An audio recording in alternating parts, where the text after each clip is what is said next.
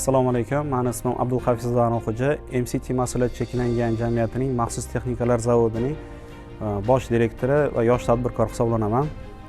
Kuni kecha prezidentimizning an'anaviy tadbirkorlar bilan muloqotida faol ishtirok etdik. O'sha ishtirok davomida juda ham ko'p tadbirkorlar uchun imtiyozlar yaratib berildi. Bu biz uchun juda ham katta yutuq bo'ldi. Har yilgi prezident bilan uchrashuvimizda bizga bo'lgan imkoniyatlar yanada ortib boryapti. Ulardan biri Milliy sanoat zanjiri ko'rgazmasida mahalliy ishlab chiqaruvchilar, tadbirkorlar va davlat korxonalari o'rtasida 4 trillion so'mlik katta miqdorda bu shartnoma, juda ham katta summa bu. Shuni aytib o'tamizki, o'shalarni bir qismi biz ham hisoblanamiz. MCT korxonasi shu milliy sanoat zanjiri ko'rgazmasi doirasida mana 75 milliard so'mlik shartnoma imzoladik. Bu biz uchun juda katta yutuq. Bundan tashqari axborot texnologiyalari, ya'ni axborot tizimlari orqali bizlarni boshqa bir davlatlarga ham bizlarni ko'rsatib berdi. Biz o'z mahsulotlarimizdan qatnashib boshqa bir tadbirkorlar va chet el davlatlarining korxonalari bilan ham shartnoma tuzildi va xuddi shunday mana Qirg'iziston, qo'shni davlatlarimiz Qirg'iziston, Qozog'istonga,